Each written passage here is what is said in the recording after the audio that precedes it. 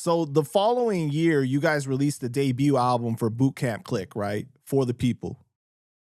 Did you guys find it difficult to have that many people in a group and still have features on the album and navigate who's going to be on which song? Nah, we was used to it. We already had kind of a pecking order of sorts. So it was certain, like we could all state what we wanted, but the decisions were made by the top three, which was Buck, Tech, and Steele. You know what I'm saying? Like they got here first, they led the way. We didn't know how not to respect that. You know what I'm saying? So it just was what it was.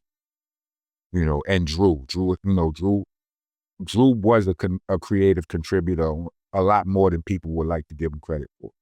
He's executive producer on a lot of the stuff, isn't he? That may be true, yes. But that could be because he was, it was the label shit, you know what I'm saying? But yeah. But creatively, like for instance, like the Trading Places, that song, over the last stand, it was his idea for us to start all of our verses with the beginning of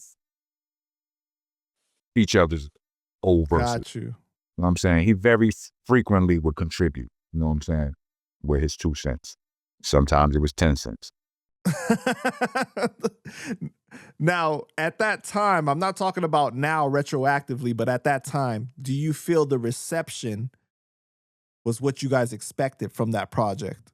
No, I don't now. I didn't then.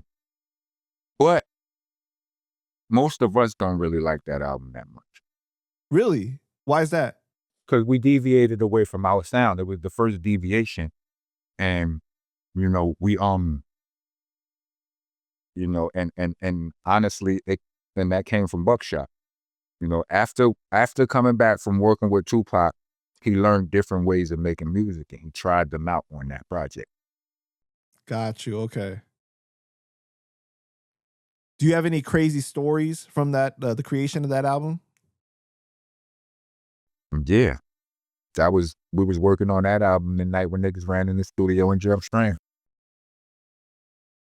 Oh, wow. Damn. Don't get no crazier than that. Right.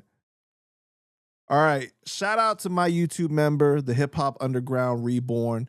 They want to know what happened to the Adventures of Sparsky and Dutch album.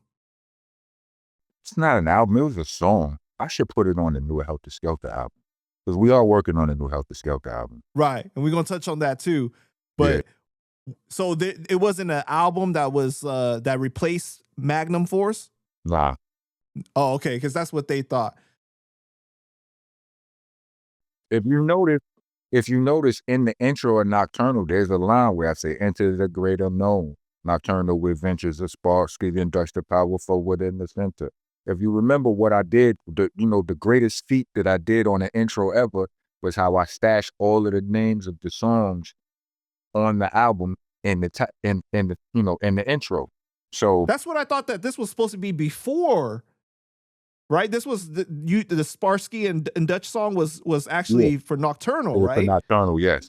Got you. Okay.